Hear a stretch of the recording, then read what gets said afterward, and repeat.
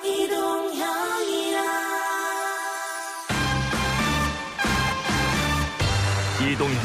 뉴스 정면 승부. 이동형의 뉴스 정면 승부.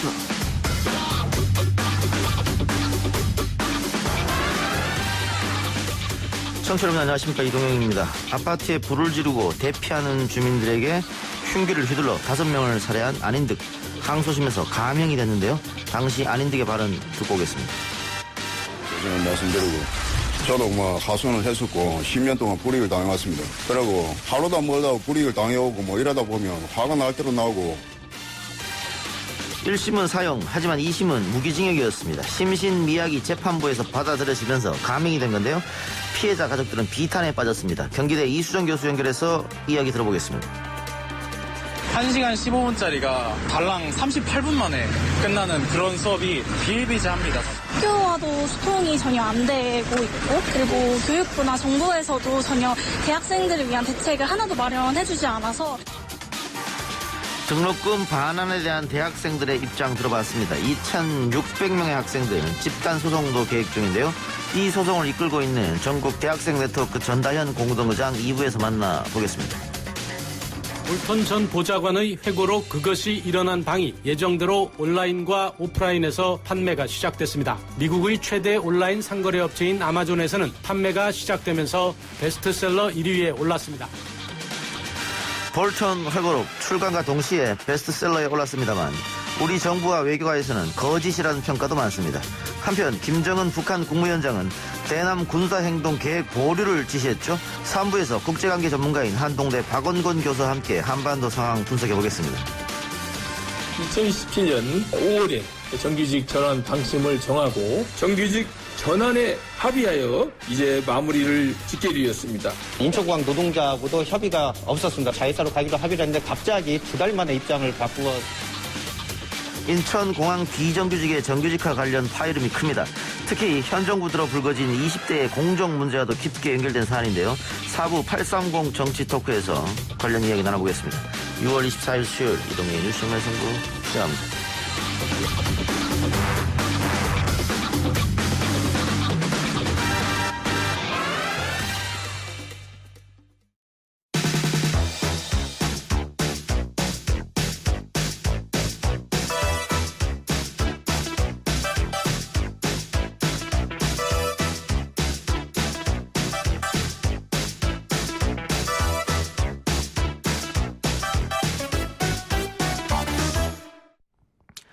22명의 사상자를 낸 진주 방화 살인사건으로 1심에서 사형이 선고됐던 피고인 안인득이 2심에서는 무기징역으로 감형됐습니다. 재판부는 범행 당시 심신미약 상태였다고 판단한 건데요. 관련해서 전문가와 함께 이야기 나눠봅니다. 이수정 교수 모셨습니다. 교수님 나와 계십니까? 네, 안녕하세요. 예. 자, 22명의 사상자가 발생한 사건입니다. 사망자도 많고요. 1심에서는 사형이 선고됐고 2심에서는 감형이 됐는데 감형이 된 이유는 심신미약 인정된 거겠죠? 네. 예. 네. 지금 그런데 그 유족이나 이런 분들은 조현병 등을 앓고 있는 것은 맞으나 과연 안인득이 범행 당시 상태가 심신미약이었느냐 그건 아닌 거 아니냐 이런 주장을 하고 있단 말이죠. 네. 어떻게 보십니까? 아마도 그런 부분을 인정을 했기 때문에 1심에서 사형이 나왔던 것으로 심신미약이 인정이 안 됐던 것으로 제가 기억을 하는 것 같은데요. 예. 그런 이제 이유는 당시에 그 사건의 그 범행의 어떤 특이성 이런 것들이 심신미약 상태에서는 본인이 이제 그 뛰쳐나오는 사람들 중에 목표로 삼은 사람을 선명하게 골라서 지금 사망에 이르게 한 거잖아요. 예. 그런 종류의 합리적인, 어떻게 보면 이게 합리적이라고 얘기해서 좀 이상하긴 한데, 예.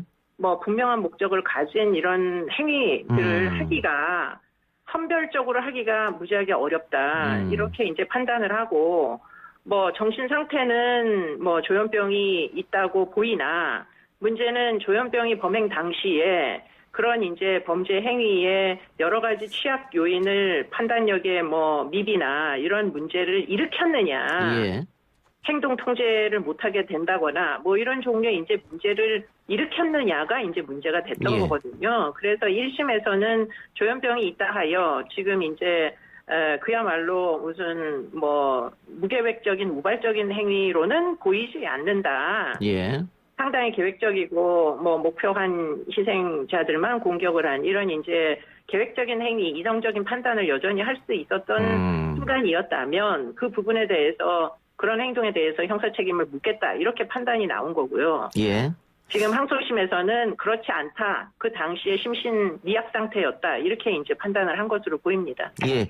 그러니까는 지금 2심 재판부는 범죄 행위 시에 사물을 변병할 능력이나 의사결정 능력이 없었다 이렇게 봐서 감형을 했다는 건데.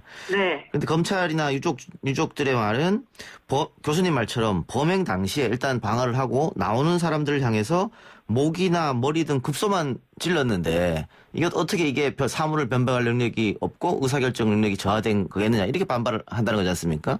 네, 그렇습니다. 그러면 이게 대법원 가서도 상당히 다툼의 여지가 있겠습니다. 네, 상당히 다툼의 여지가 있고요. 예. 일단은 이제 사형 선고가 나는 케이스가 일반적으로 이제 인명피해를 한 3명 정도 이상 내면, 뭐, 결반 차이 없이 다 사형 선고가 지금까지 나왔었는데, 예. 문제는 5명을 이제 살해했는데, 예. 사형 선고가 나오지 않는 이제 초유의 사태가 벌어질 수도 있겠다. 이제 이런 부분이 뭐 형사정책을 하시는 분들도 아마 예의주시하는 그런 사건이 될 것으로 보입니다. 예. 근데 우리가 사실상 사형 폐지국가 아니겠습니까? 네네. 그러면 사형이랑 무기징역이랑 어떤 차이가 있죠? 그러니까 종신형이 만약에 있으면은 예.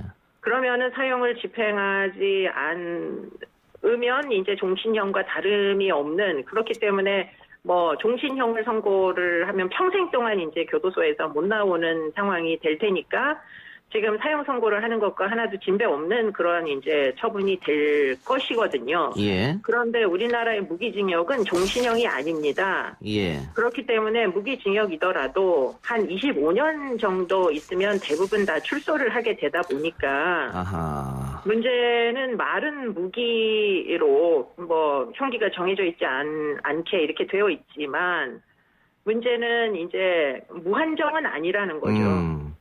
그러니까 무기징역이라고 선고가 되지만 그래도 많은 수의 무기징역을 받은 사람들이 25년이나 30년 정도 되면 뭐 가석방이나 이런 경우로 나온다 이 말씀이 나올 가능성이 있다는 말씀이죠. 그렇습니다. 그런 차이점이 있군요. 예. 그래서 뭐 우리도 정신형을 도입해야 되는 거 아니냐 뭐 이런 얘기가 있습니다만은 그건 다시 별개의 문제이고요.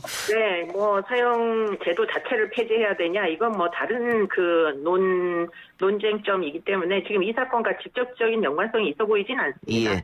지금 대검찰청 소속의 심리분석가는 심신미약을 인정하면 안 된다는 입장이고 치료감호소 전문의는 심신미약을 인정해야 된다는 입장이고 네. 예, 이렇게 갈렸는데 이렇게 엇갈린 의견 차이는 어디에서 나온다고 보십니까? 그러니까 결국은 범행 당시의 정신 상태를 어떻게 이제 감정을 했느냐가 그 다툼이 있는 건데요. 조현병을 앓고 있는 건 다들 인정하는 것이고요. 네, 조현병이 있다 하여 지금 이제 범행 당시의 정신 상태가 뭐 환각이나 환청 증상이 있어서 거의 뭐 의사결정 능력이 없는 이런 상태로 지금 특정 그 피해자들을 사망에 이르게 한 게 아니다 보니까 지금 제가 볼 때는 만약에 영미권 국가 같으면 조현병이 있더라도 형사 책임을 물을 만한 지금 케이스라는 거죠. 그런데 이제 우리나라의 경우에는 지금 그런 전례들이 많지가 않고 예. 지금 또 이제 그 정신병 또는 정신질환에 대해서는 굉장히 그 보호주의적인 이런 입장들을 이제 취하다 보니까 예. 사형 선고를 과연 이제 조현병 환자에게 할 수 있느냐. 이게 이제 결국은 재판부의 고민이었던 걸로 보입니다. 예, 예. 그 교수님이 이전 인터뷰에서 안인득 심리 상태에 대해서 편집성 조현병이라고 하셨는데 편집성 조현병은 일반 조현병과 어떻게 다른 것이죠? 그러니까 편집성 조현병은 본인이 이제 피해를 당했다 이렇게 이제 마음대로 생각을 하는 거예요. 아하. 그렇기 때문에 일종의 이제 사실은 피해자들은 무력한 가장 취약한 뭐 여성들이 다수였잖아요. 예. 아이도 있고 노인도 있고 뭐 이렇습니다. 그런데 문제는 그들이 만나달라 그래도 만나주지 않아서 아닌득은 억울하고 피해를 당했다고 생각을 하는 거예요. 계속 그렇게 주장하고 있죠, 실제로도. 그렇죠. 예. 그런데 이제 문제는 대부분의 스토커들은 생각을 한다는 겁니다. 그래서 지금 이 스토킹 행위를 미리 좀 제재를 할 수 있었으면 이렇게 인명피해도 나지 않았을 텐데 예. 인명피해를 나게 결국은 제재를 안 하더니 지금 유가족 입장에서는 결국은 인명피해가 나고 나서도 또 사법제도가 우리를 배신하는구나 이런 생각을 이제 하신다는 거죠. 예, 알겠습니다. 지금 어쨌든 모든 조현병 환자들이 범죄자다 이런 인식은 절대 갖고 가지면 안 되겠습니다만. 그런 얘기는 아닙니다. 그러니까 폭력 행위를 반복하는 아주 극소수의 지금 편집성 이제 어떤 피해 망상 같은 걸 가지고 있는 분들의 한정해서 하는 얘기입니다. 그런데 그분들이 공통점을 보면 치료를 받다가 중단한 케이스가 많더라고요. 근데 이제 이런 사람들의 또 다른 문제 중에 하나는 병식이 없거든요. 예. 본인이 아프다는 걸 인정하지 않습니다. 아하. 그렇기 때문에 치료를 또 거부하기까지 하다 보니 한편으로는 피해 망상 정도는 있으나 그러나 이제 범행 당시에는 틀림없이 어떻게 보면은 굉장히 의사결정이 아주 냉철한 의사결정을 한 사건이거든요. 예. 그러다 보니 아무리 조현병이 있다 손 치더라도 이 일을 이제 이렇게 심신미약을 쉽게 인정해줘도 되느냐 이게 이제 논쟁이 되는 거죠. 그 치료를 중단하거나 혹은 거부하는 사람들에 대해서 좀 관리를 해야 되는 거 아니야 이런 얘기도 있던데요. 네, 그래서 이제 치료감호법에 보면은 지금 이제 치료를 집행할 수 있도록 되어 있고요. 그러니까 정신건강 복지법에도 지금 이제 지자체장이 강제 치료를 명령할 수 있도록 이렇게 이제 조치를 취하고 있습니다. 그런데 문제는 이분은 그 어떤 조치도 제대로 집행이 안 된 채 범행으로 이어졌다는 거죠. 예. 어쨌든 여론에서는 심신미약 상태일 경우에 감형한다는 조항은 폐지해야 된다 이런 얘기가 많은데 또 전문가들은 무작정 폐지해서 좋은 건 아니다 이런 주장을 많이 하더라고요. 교수님 여기에 대해서는 어떻게 생각하세요?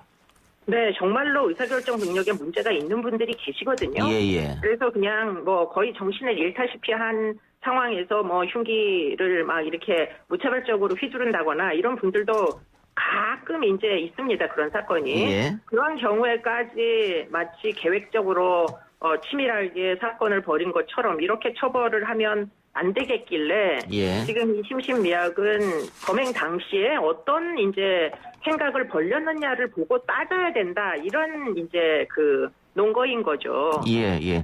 알겠습니다. 그리고 아까 교수님 잠깐 언급하셨던 이 스토킹에 대해서 지금 우리의 법으로는 스토킹을 했다고 해서 강력하게 처벌할 수 있는 법이 없기 때문에 이게 쌓이면 결국은 대형 범죄로 이어지는 경우가 많더라고요. 특히 여성에 대해서 스토킹을 하다가 접근 금지를 받았음에도 불구하고 나중에는 살인으로 이어지는.